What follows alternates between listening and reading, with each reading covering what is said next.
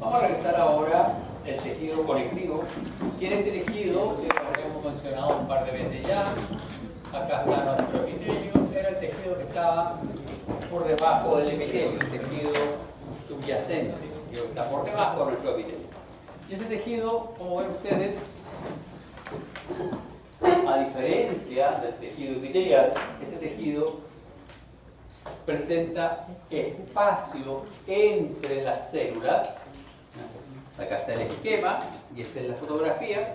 Hay espacio entre los elementos celulares, lo cual no quiere decir que las células no presenten uniones. Sí hay uniones, pero acá hay espacio entre los elementos celulares. Acá las células no están tan unidas, tan próximas unas a las otras, ¿no? Como para no tener espacio. Aquí hay abundante espacio y ese abundante espacio, ¿no?, está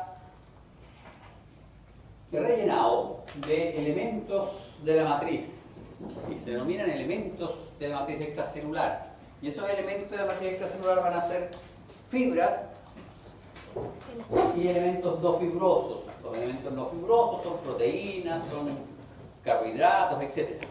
Entonces, el tejido conectivo está constituido por células y matriz extracelular. Tendría esos dos componentes: tejido conectivo, células y matriz extracelular. Los tipos de células que van a estar presentes en un tejido conectivo son diversos y va a depender de la funcionalidad del tejido conectivo. Y las fibras pueden ser fibras elásticas, fibras colágenas o fibras reticulares. Y también el tipo de fibras que presente nuestro tejido conectivo va a depender de las características del tejido conectivo que nosotros estemos analizando. Si un tejido conectivo necesita realizar el intercambio entre la superficie epitelial y ese tejido conectivo probablemente va a tener pocas fibras, ¿ya? Ahora, si ese tejido conectivo es un tejido conectivo de soporte, ¿ya?, que está cumpliendo una función mecánica, va a tener muchas fibras y pocas células, porque las fibras le dan la resistencia mecánica al tejido conectivo y las células le dan el soporte vital. Las células lo mantienen, las células forman el tejido conectivo. Y como toda estructura viva, tiene que tener vasos sanguíneos. Entonces también tiene vasos sanguíneos. Y lo mismo es válido, ¿ya?, respecto a los vasos sanguíneos. Van a ser más o menos abundantes dependiendo de la funcionalidad de nuestro tejido conectivo. Y acá tenemos un esquemita en donde podemos ver que hay vasos sanguíneos. Aquí hay un vaso capilar, acá hay un vaso venoso, acá hay unas células, estas amarillitas son células adiposas, hay células plasmáticas, hay macrófagos, mastocitos, eosinófilos, neutrófilos, linfocitos, y hay una célula en particular que se llama fibroblasto. Este fibroblasto es bien importante para el tejido conectivo. ¿Por qué? Porque el fibroblasto es el que sintetiza la matriz extracelular, ¿ya? Las demás células forman parte del tejido conectivo, cumplen su función en el tejido conectivo, pero no son las encargadas de mantener la matriz extracelular. ¿A qué me refiero con la matriz extracelular? La matriz extracelular son estas fibras de colágeno y las fibras elásticas, ¿ya?, que están asociadas. Y también las proteínas, los carbohidratos, glucosaminoglicanos, protoglucanos, etcétera, que están asociadas en esta matriz extracelular. Esto no va a funcionar. Es un lujo todo.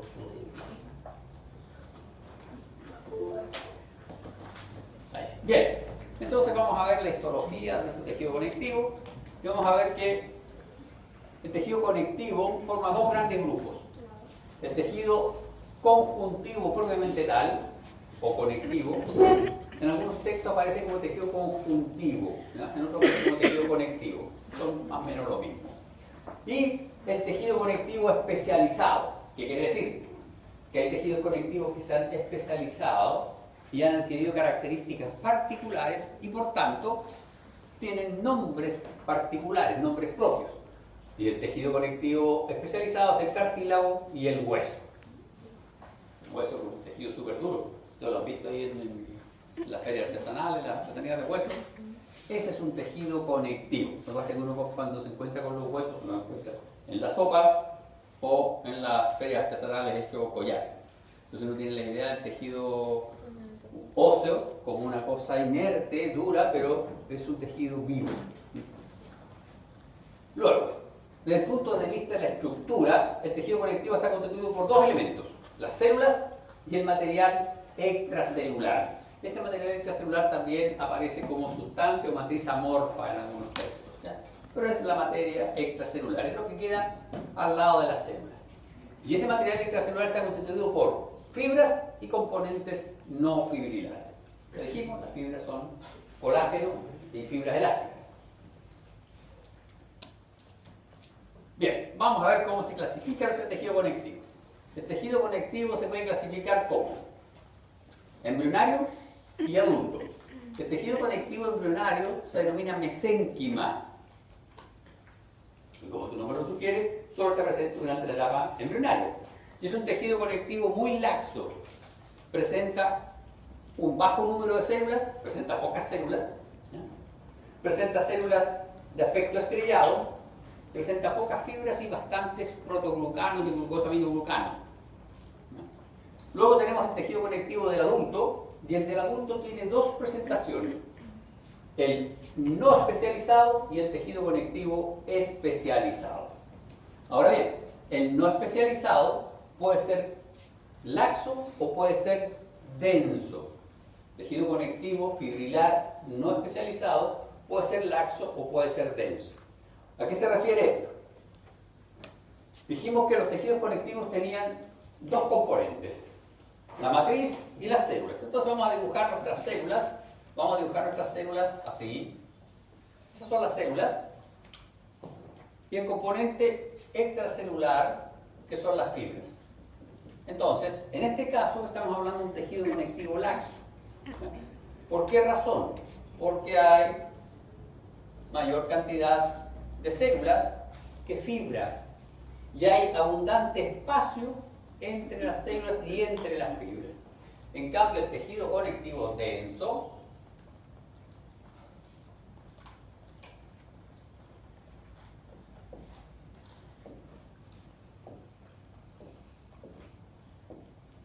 hay una abundancia relativa de las fibras por sobre el elemento celular. Entonces, el tejido conectivo denso es un tejido conectivo que generalmente está asociado a funciones mecánicas. Este está asociado principalmente a funciones de intercambio, ¿ya? De soporte mecánico, pero mucho más leve de intercambio. Y ahora, el tejido conectivo denso, a su vez, presenta dos presentaciones, ¿ya? Una en donde las fibras están irregularmente dispuestas, de ahí su nombre, tejido conectivo denso, irregularmente dispuesto. Y hay un tejido conectivo en donde las fibras están regularmente dispuestas. Es decir, todas las fibras están en el mismo sentido, ordenadas. Y ese es el tejido conectivo denso, regularmente dispuesto. El tejido conectivo denso, irregularmente dispuesto, está formando parte de las cápsulas de los órganos. El hígado, los riñones, tiene una cápsula conjuntiva que le da forma, y ese es el tejido conectivo denso, irregularmente dispuesto. El tejido conectivo denso, regularmente dispuesto, está presente en los tendones.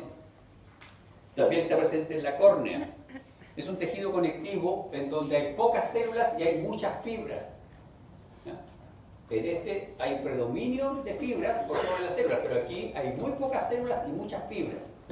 Eso es lo que hace tan problemático los tendones. Cuando uno se rompe un tendón, uno termina con una terapia de recuperación muy larga, porque hay muy pocas células para regenerar el tejido fibroso. Y los tendones son elementos de soporte de mucha fuerza de tracción. Este tejido soporta fuerzas de tracción y de compresión. Este tejido conectivo denso y regularmente dispuesto también está presente en la dermis de la piel, ¿no? Compresión y tracción. Este principalmente tracción. De hecho, este tejido cuando uno lo comprime se altera y se daña. Y eso pasa en el caso de las personas que usan zapatos de tacón alto, que comprime el tendón de Aquiles y luego cuando deciden usar zapatillas, les duele mucho el pie y les duele mucho el tendón y a veces se puede dañar. ¿Ya? Y si se daña, dura mucho la lesión porque tiene muy pocas células para regenerarse. Y luego tenemos tejidos conectivos del adulto especializados. Tenemos tejido cartilaginoso. En este caso, la matriz está constituida preferentemente por un tipo de colágeno bien particular y las células son bien particulares. De hecho, son tan particulares que tienen nombres propios las células.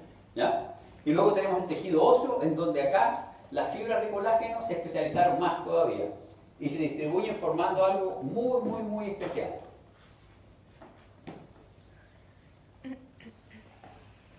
Este es tejido conectivo denso, porque no hay célula, denso, irregularmente dispuesto, están todas las fibras así. Y si uno lo comprime, colapsa fácilmente. Este sería el tejido conectivo denso, regularmente dispuesto. Todas las fibras están ordenadas en el mismo sentido, pero si yo las comprimo, también tienden a quebrar. En los huesos, el colágeno dijo, vamos a hacer algo mejor.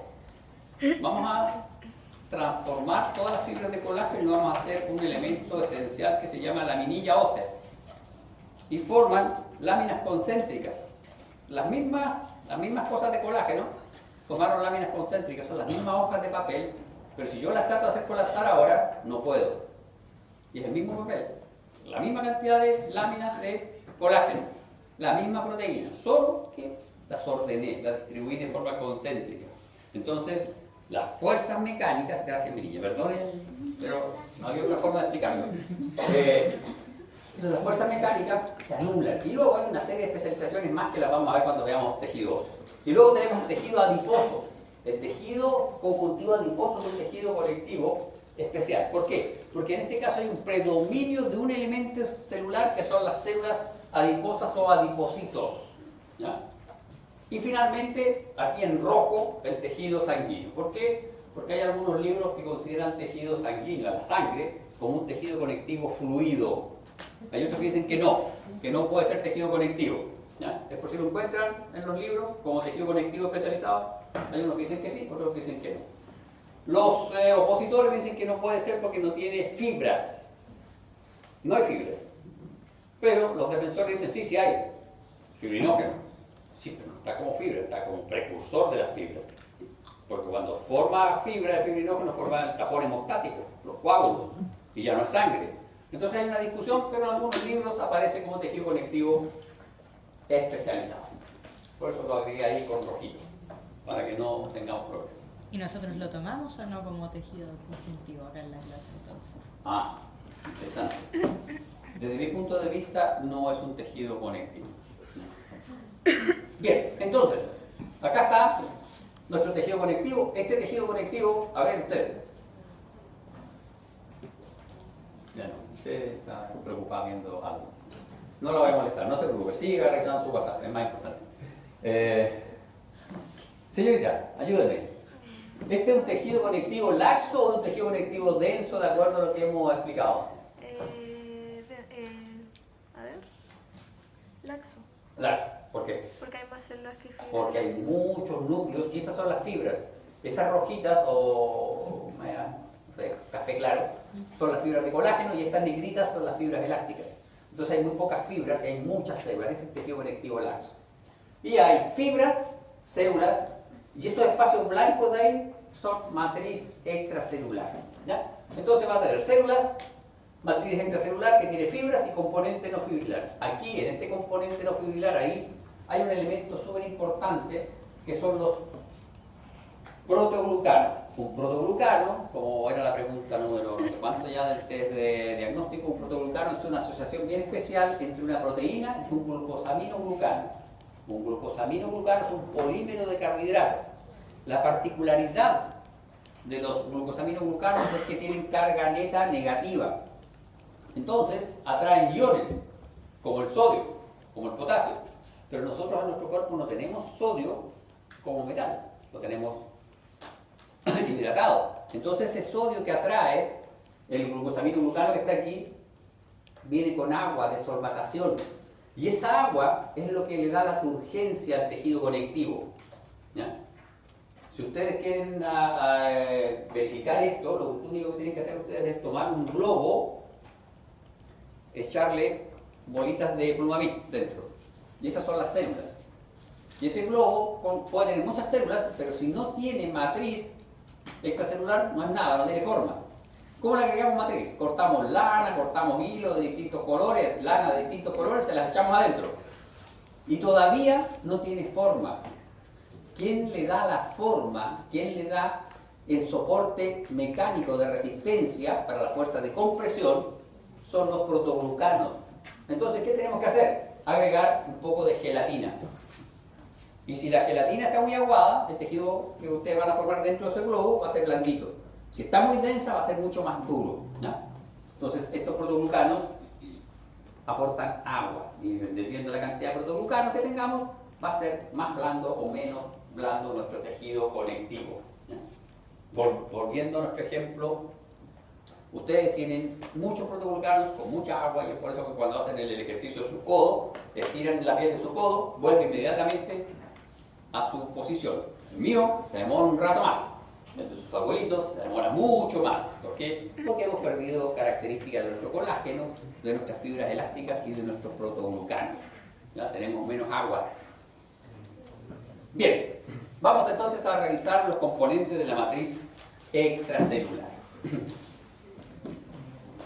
La matriz extracelular aporta al tejido conectivo elasticidad. ¿Por qué razón?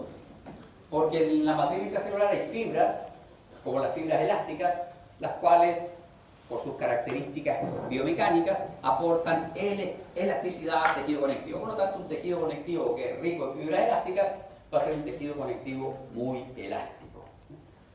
Pensemos un tejido conectivo elástico, la piel, la dermis de nuestra piel tiene fibras elásticas. Se van perdiendo con el tiempo y eso va haciendo que la dermis o la piel, ya, con su conjunto, sea un poco más densa.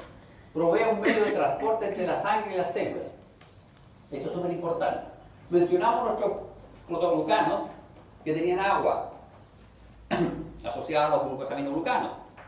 Esa agua de solvatación sirve como vehículo para que a través de ella difundan los nutrientes, difundan también los virus, difundan también las bacterias, pero no importa. La idea es que está pensado para que difundan nutrientes. Pero esa misma vía es utilizada por los virus, por las bacterias, etcétera, por patógenos. Pero la idea funcional, desde el punto de vista de la naturaleza, es que a través de esa matriz difunden las cosas. Si ustedes ven acá, aquí está el vaso sanguíneo, aquí está la matriz. Esta célula se tiene que nutrir. Los nutrientes salen de este vaso sanguíneo, difunden por esta matriz, por el agua de solvatación de esta matriz y llegan a las células blancas. Si esta célula quiere enviar un mensaje químico a la célula que está al lado, lo libera a esta matriz y viaja ese mensaje químico por esta matriz hacia la célula que está al lado. Los procesos inflamatorios, las células migran hacia ese tejido que está inflamado a través de esta matriz. Ahora, si el tejido conectivo es laxo, la respuesta inflamatoria es mucho más alta, más elevada, por lo tanto, la asistencia de células del sistema linfático es muy alta. Si el tejido conectivo es muy denso, no hay mucha infiltración de células linfáticas, la reparación del tejido es mucho más lenta. Y luego participa en la adhesión celular y en la orientación de las células migrantes. Esta misma matriz, con este sistema de difusión, genera gradientes de concentración de estos factores, ¿ya? Y así, esa gradiente de concentración de factores de migración, por ejemplo, permiten que las células puedan migrar a través de él o existan en esta matriz proteínas adhesivas que permiten a las células reconocer un sector y posicionarse en él. Bien, los constituyentes, fibras y componentes no fibrilares. Estas son tres fotografías de tejidos conectivos distintos. Usted, sí, usted, acá. ¿Qué tipo de tejido conectivo es este? ¿Y por qué? Obviamente.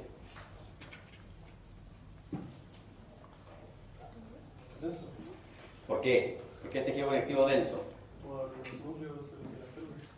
Por los núcleos de la célula. Están teñidos. está teñido el núcleo o no está teñido el núcleo? Porque tiene menos cantidad de núcleos. Hoy día dijimos que era laxo cuando había hartas células y poca fibra, y era denso cuando había mucha fibra y pocas células. Eso es denso.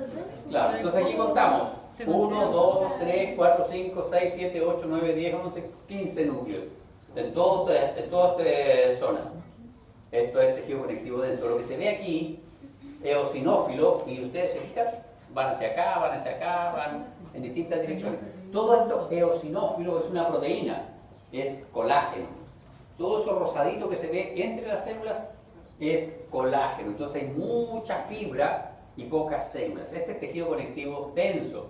Y estas son fibras de colágeno, y esta es una tinción de hematoxilina eosina, ¿ya? Y lo que se está tiñendo ahí de rosadito es el colágeno con la eosina. Y ustedes pueden ver acá, hay una célula plasmática, unos fibroblastos. Esta es otra célula plasmática, linfocito, fibroblasto, etc. Uno puede reconocer algunos tipos de células. Aquí se complica un poco la cosa, porque si ustedes se fijan, las fibras aquí son más delgadas y son de trayectoria irregular. De hecho, uno puede decir que acá están formando una suerte de red o reticulado. De ahí el nombre, fibras reticulares, porque forman redes, reticulados. Las fibras reticulares se describieron así porque estas fibras, se observan cuando el tejido conectivo es teñido con sales de plata. Con tinciones argénticas uno puede ver las fibras reticulares y así las diferencia de la fibra colágena tradicional. Sin embargo, cuando se analizó desde el punto de vista bioquímico las células reticulares, se dieron cuenta que era colágeno. Entonces las fibras reticulares son colágeno, al igual que este colágeno. Entonces hay más de un colágeno, sí. Hay como 20 colágenos distintos, tipos de colágeno, ¿ya? Ustedes se van a tener que aprender todos esos tipos, ¿ya?, de colágeno. Entonces acá tenemos un tipo de colágeno que es distinto de este tipo de colágeno. Este es colágeno de tipo 3 y forma estas redes o mallas, y de ahí su nombre, fibras reticulares. Y yo lo tengo que teñir con plata para poder diferenciarlo. ¿Por qué razón? Porque aquí hay colágeno, preferentemente colágeno 1, pero también hay colágeno de tipo 3, también hay fibras reticulares, pero son menos abundantes. Y como es colágeno, también se tiñe con eosina, pero aquí quedan todas rosaditas, yo no la puedo diferenciar. En cambio aquí no hay colágeno de tipo 1, hay preferentemente colágeno de tipo 3. Si yo tiño esto con hematoxilina eosina, no veo las fibras de colágeno, veo una cosita rosada ahí de fondo, pero no las veo formando esta red. Yo cuando las individualizo con plata puedo verlas formando esta red, y son más delgaditas que estas fibras de acá. Estas fibras son bastante gruesas. ¿El primero era regular o era irregular? Denso, irregularmente denso. Irregular. Sí. Y eso es laxo. Esto es tejido reticular, tejido conectivo reticular. Esto es ganglio linfático, tejido conectivo reticular. Y estas son fibras elásticas. Las fibras elásticas también son proteínas, por lo tanto, si es que aquí en este preparado hay fibras elásticas, yo no las voy a poder diferenciar del colágeno, porque también se tiñen con eosina. Sin embargo, las fibras elásticas tienen una particularidad, que tienen unos aminoácidos modificados, y esos aminoácidos modificados tienen afinidad con un colorante que se llama orceína. Por lo tanto, cuando yo tiño un tejido con orceína, puedo ver unas fibras intensamente teñidas, de color rojo, rojo vino o color ladrillo. Y puedo ver estas fibras acá. Esas fibras son fibras elásticas. Y por debajo se ven unas menos teñidas, que son las fibras de colágeno. Esto es dermis de la piel, ¿ya? Esto, si yo lo tiño con eosina, se ve así. La dermis se ve así con hematoxilina eosina. Pero si yo la tiño con orceína, que es específico para las fibras elásticas, yo veo las fibras elásticas resaltadas por sobre las fibras de colágeno, ¿ya? Entonces, al final de cuentas, las fibras son solo dos tipos, colágenas y elásticas. Lo que pasa es que las fibras colágenas son muchas, y hay una fibra colágena particular, que es la fibra colágena de tipo 3, que forman las fibras reticulares. Había otra fibra colágena particular también, que era el colágeno de tipo 4, que solo estaba presente en las membranas basales. Cuando revisamos epitelio, membrana basal, lo mencionamos. En la membrana basal hay fibras de colágeno de tipo 3 y fibras de colágeno de tipo 4, muy abundantes. Y es por eso que yo podía ver las membranas basales, ¿se acuerdan? Con tinciones argénticas. Ahí está. Porque hay colágeno 3 y colágeno 4. ¿Y cuál era la gracia? Yo lo dije en la clase. ¿Cuál era la gracia? No está en la diapositiva. Yo lo dije en la clase. ¿Por qué uno podía ver con tinciones de plata las fibras colágenas reticulares y las fibras colágenas de tipo 4? Por la cantidad de Carbohidratos, eran más glicosiladas. Están glucosiladas, sí. Sí, eran más glucosiladas, ¿ya? Y esos carbohidratos yo los podía reducir a grupos aldehídos y esos grupos aldehídos reaccionaban con las sales de nitrato de plata y reducían la plata a plata metálica, por eso que se ven de color negro. Bien, vamos a revisar entonces nuestra fibra de colágeno. Vamos a revisar nuestra fibra de colágeno. Primero es la fibra más abundante. Acá hay un mito, no sé si ustedes han revisado unas propagandas que son cosméticas, de colágeno hidrolizado para terapia. Yo no conozco ninguna proteína. El colágeno es una proteína como proteína gigante, grande. Yo no conozco ninguna proteína, por más hidrolizada que se absorba entera. Con suerte nosotros absorbemos péptidos muy pequeños a través de nuestro intestino, ya lo van a revisar en el fisio. Por lo tanto, no podemos absorber el colágeno hidrolizado que nos venden como en 60 lucas para el tratamiento de ellos, no se absorbe.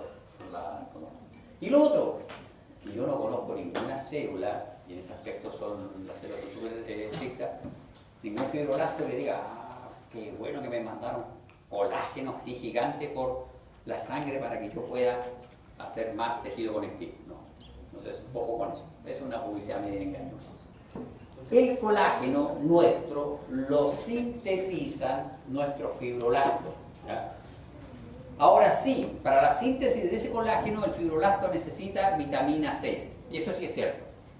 Si uno ingiere vitamina C, tiene una buena y adecuada síntesis de colágeno. Si no toma vitamina C, nuestro colágeno se debilita y nosotros sufrimos escorbuto, que era la enfermedad que sufrían los marineros cuando no ingerían frutas en viajes muy largos. Si nosotros tenemos una abstinencia de unos 6 meses no, creo que menos, son como 3 meses, ya como 3 meses de vitamina C, comenzamos a tener problemas, nos resfriamos más, tenemos problemas de sangramiento de encías, importante para ustedes, sangramiento de encías, se debilitan las encías, y eso es por falta de vitamina C, ¿ya? Bien, entonces es una de las fibras más frecuentes del tejido conectivo, presenta un grosor variable, va de 1 a 10 micras. 10 micras de espesor. ¿Se dan cuenta? Un glóbulo rojo tiene 7 micras. Estas fibras son más grandes que un glóbulo rojo.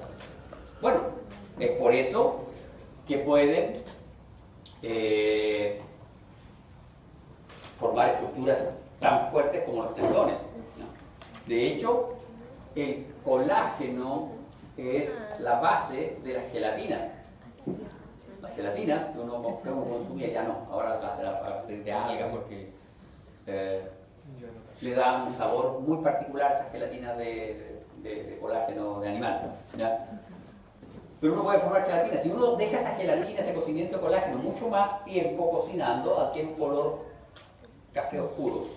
Y eso es lo que se conoce como cola caliente para pegar en mueblería. De hecho, todos los muebles, esto que tiene la reina Isabel del siglo XV, siglo XVI, esos muebles estaban pegados con colágeno, cola caliente. Es una cosa media negra, ¿ya? Y uno la pone a calentar a baño María y se forma una suerte de engrudo, y ese engrudo uno lo aplica sobre las maderas y se pega. La gracia de ese pegamento es que si uno le aplica vapor, se despega. A diferencia de las colas químicas, las colas blancas de carpintero químicas, no se despega más. Eso permite. Los puristas dicen que eso es lo que le daba el sonido a estos violines Stradivarius que son tan particulares, ese sonido en instrumentos musicales, por las características de este pegamento, ¿ya? Entonces, no solo se puede usar como para hacer gelatina nuestro colágeno, sino que también se puede usar en mueblería y pegamentos. Es sintetizada por los fibroblastos, pero En algunas excepciones también es sintetizada por otras células. Por ejemplo, en los vasos sanguíneos es sintetizada por las células musculares lisas, el colágeno. En el cartílago es sintetizada por los condrocitos. Y en los huesos es sintetizada por los osteoblastos y los osteocitos. ¿Ya? Pero eso no se Entonces aquí, Pero lo escuchaste. los fibroblastos sintetizan el 90% de los colágenos, pero el otro por ciento de colágeno es sintetizado en los vasos sanguíneos por las células musculares lisas, en el cartílago por los condrocitos y condroblastos, y en el hueso por los osteocitos y osteoblastos. ¿Ya? Y lo más importante, y por eso es que nos sirven esas pastillas de colágeno hidrolizado a 60 lucas, el colágeno sintetizado a la matriz extracelular, ¿ya? MEC, como forma precursora. Y en la MEC polimeriza nuestro colágeno y forma la fibra polimetal. Sí, porque un fibroblasto debe tener 7 micras de largo por 2 micras de espesor. Los fibroblastos, cuando están inactivos, son así. Y cuando están activos, son una celulita así. Pero como mucho tiene 7 micras por 3 micras. Este tiene 10 micras por 2 micras. ¿Ya? Y la fibra de colágeno tiene 10 micras de espesor. Entonces es imposible que él sintetice la fibra de colágeno entera. Entonces la sintetiza como forma precursora. No le puede sintetizar dentro de la guata al pobre fibroblasto, lo mata. Bien, y acá está nuestro fibroblasto. Ese es nuestro fibroblasto. Y la síntesis del colágeno se inicia con la síntesis de un mensajero. La biología molecular del colágeno es bastante interesante porque el colágeno desde el punto de vista bioquímico son 3 cadenas. Son 3 cadenas que se van mezclando y tienen algunas características. La principal característica es que es una proteína rica en prolina y en lisina. Y también una hidroxiprolina tiene por ahí, bien abundante. Y dependiendo de las características de las mezclas que se formen, vamos a tener colágeno de tipo 1 hasta el colágeno de tipo 20. ¿Ya? Luego, nuestro colágeno pasa al retículo endoplasmático rugoso. Y en el retículo endoplasmático rugoso, los residuos de prolina se hidroxilan. ¿Ya? Y para eso necesitamos una hidroxilasa, pero esa hidroxilasa tiene como cofactor vitamina C. Entonces, si no tenemos vitamina C, el colágeno queda secuestrado en el retículo endoplasmático rugoso. Es decir, no se sintetiza colágeno, no se secreta, se queda secuestrado en el retículo endoplasmático rugoso. Tiene que hidroxilarse, ¿se fijan? Monómeros forman nuestro trímero, y nuestro trímero tiene unas colitas en el lado carboxilo y en el lado amino, se hidroxila y recién ahí pasa al Golgi. En el Golgi nuestro colágeno, de acuerdo a las características de secuencia que tenga, se va a glicosilar. Y dependiendo de las características que tenga y la célula que estemos observando, donde esté esta célula, se va a glicosilar más o menos y va a formar colágeno de tipo 1, colágeno de tipo 2, colágeno de tipo 3, colágeno de tipo 4. ¿Ya? Y muchos otros diversos tipos de colágeno. Y finalmente se secreta nuestro colágeno. Y se fijan ustedes, se secreta como procolágeno. Tiene las 3 cadenas y tiene unos propéptidos en el carboxilo y en el amino. Unos propéptidos que tienen una particularidad. Y esa particularidad es que esos propéptidos están glicosilados. Y entonces, como están glicosilados, no permiten que los monómeros polimericen. Nosotros tenemos, esto siempre me ha quedado horrible, pero no importa, vamos a hacer el esfuerzo. Así es nuestro colágeno. Y acá están los propéptidos. Entonces estos propéptidos impiden que estas hebritas de colágeno polimericen, porque las hebritas de colágeno polimerizan no uniéndose una detrás de la otra, sino que se solapan, el solapamiento parcial. Entonces, si estas puntitas tienen una mochila, por ejemplo, y esta también tiene una mochila, no se pueden juntar. Y eso es esto. Entonces, para que se puedan juntar, hay que cortar estos bordes. Y esos bordes los corta una peptidasa, que está presente en la membrana celular del fibroblasto pero que el sitio activo de esta peptidasa mira hacia el extracelular. Entonces, cuando nuestro colágeno abandona el fibroblasto, la peptidasa que está ahí, ¿se fijan? Corta estos extremos y queda la parte activa de nuestro colágeno, ¿ya? No queda como procolágeno, sino que queda como colágeno, y este colágeno ahora sí pueden ir solapándose uno sobre otro, porque también son proteínas, y el colágeno, una fibra de colágeno puede tener una longitud muy larga, muy amplia, ¿ya? Entonces, estas son proteínas, son monómeros, que se van solapando, ¿ya? Y acá está. Este es nuestro tejido conectivo denso, irregularmente dispuesto. Ahí están las fibras de colágeno, se fijan, aquí están transversalmente cortadas, aquí están tangenciales, aquí están más longitudinales. Esto es irregularmente dispuesto. Esta es la microscopía electrónica, este es nuestro fibroblasto. ¿Se fijan? Las fibras de colágeno están por fuera del fibroblasto, no están dentro, porque en el interior tiene el procolágeno, acá está el colágeno. Ahora, si uno mira con cuidado, esas fibras de colágeno que se ven aquí, se ven con rayitas, rayita blanca, rayita oscura, rayita blanca, rayita oscura. Si uno mira una fibra de colágeno por microscopía electrónica, se da cuenta que es una cosa así.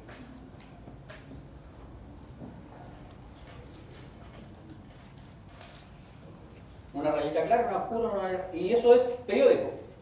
Y eso corresponde a esto, las zonas de solapamiento. Hay zonas de solapamiento donde hay menos proteína y hay otras zonas donde hay más proteína, y eso es lo que va dando esta periodicidad. Y esa periodicidad tiene una distancia dada. Si esa distancia es mayor, el colágeno se llama colágeno de periodicidad larga. Y es un colágeno que tiene menos resistencia mecánica. Bien, si yo tengo estos dos elementos y los tengo solapados así, con ese tamaño, y hago fuerza, ese solapamiento va a funcionar, ¿ya? Si yo los tengo unidos así, se pueden romper. Entonces, cuando están así, lo que queda es ese espacio que quedó al medio. Ahora, si ese interlineado es más grande, quiere decir que están menos solapados. Entonces, el colágeno es más frágil, ¿ya? Es una patología. Colágeno de periodicidad larga. Esas personas tienen débil, si se traccionan la piel, se producen rasgaduras, los músculos, se sufren bastantes lesiones. Y acá está. ¿Se fijan? Este es nuestro colágeno con microscopía óptica, microscopía electrónica. Irregularmente dispuesto, ¿ven? Las fibras van para todos los lados. Y aquí con mayor aumento, ahí está. Una banda oscura, una banda clara, y en la banda clara se ven como otras 2 o 3 rayitas más. Eso es porque existe este solapamiento de nuestras unidades de colágeno. Y eso se explica así. Óptica electrónica. Este es nuestro monómero de colágeno. Esta es la proteína. Esta es nuestra proteína. Entonces, se fijan, tiene prolina, tiene glicina, tiene hidroxiprolina. Son como los aminoácidos más abundantes que tiene el colágeno, por eso se caracteriza este colágeno, ¿ya? Desde el punto de vista metabólico, cuando se metaboliza el colágeno, también hay residuos de estos aminoácidos y uno puede saber si tiene una enfermedad que está dañando el colágeno. Acá está nuestro colágeno, como triple hélice, si se fijan, alfa 2, alfa 1, alfa 1. Tiene 2 alfa 1 y 1 alfa 2, eso la hace ser de un tipo de colágeno determinado. Y esta triple hélice, cuando pierde sus propéptidos, puede solaparse con otras triple hélices y formar nuestra fibra de colágeno. Si no pierde sus propéptidos que están aquí, no puede solaparse. Y aquí está. Este es nuestro procolágeno, lo que está dentro de nuestro fibroblasto. Esto es lo que se secreta. Y estas son las peptidasas que están hacia el extracelular. Entonces, en el extracelular se cortan estos residuos. Si se fijan ustedes, esos residuos estaban glicosilados y además presentaban gran cantidad de puentes disulfuro. Si tienen puentes disulfuro, quiere decir que tienen gran cantidad de cisteínas, un aminoácido que tiene posibilidad de hacer puentes disulfuro. Entonces, cuando uno le saca estas irregularidades, es como si ustedes quisieran darse un abrazo con un amigo, pero ambos andan como con 3 mochilas. No se pueden abrazar, es imposible. Se quitan las mochilas Se sacan estos propéptidos y ahí sí se pueden abrazar. ¿Ya? Pasa lo mismo acá con nuestro colágeno. Este es el procolágeno, este es el colágeno. Esa es la diferencia. El procolágeno está dentro del fibroblasto, el colágeno está fuera del fibroblasto, en el extracelular. Y acá están los colágenos. ¿Se fijan? Colágeno 1, colágeno 2, colágeno 3, 4, 5, 6, 7, 8, Hasta el 18. 9, 10, 11, 12, 13, 14, 20. ¿Hay que aprender todo eso? Bueno, me acuerdo el número romano. Para que vean que soy generoso, para que en un gesto de generosidad, nosotros como curso solo nos vamos a interesar en esos colágenos, que son los más Del 4 abundantes. para arriba. Solo en los 4 primeros. El colágeno de tipo 1, ¿por qué? Porque es el más abundante y el que está presente en los huesos, en los tendones. ¿Ya? El colágeno de tipo 2, porque es el colágeno que lo sigue en abundancia y está presente en todos los cartílagos. ¿Ya? El colágeno de tipo 3, porque es el colágeno que forman las fibras reticulares. Y el colágeno de tipo 4, porque es el colágeno propio de las membranas basales. Dime. Una pregunta de lo que estaba hablando respecto al colágeno de periodicidad larga. Por ejemplo, si es, usted dice que tiene una distancia dada, pero vamos a Aquí. pensar que, y si es demasiado corta, ¿es mejor? No está descrito un colágeno de periodicidad más corta, Ay, solo más larga. ¿Se fijan? 68 nanómetros. Cuando es más de 68 nanómetros, este colágeno es débil. Pero más pequeñita la periodicidad no está descrita. Entonces puede ser o normal o más O largo. normal o más larga. Bien, señores, eso era lo que teníamos que revisar de nuestro tejido conectivo, nuestros colágenos.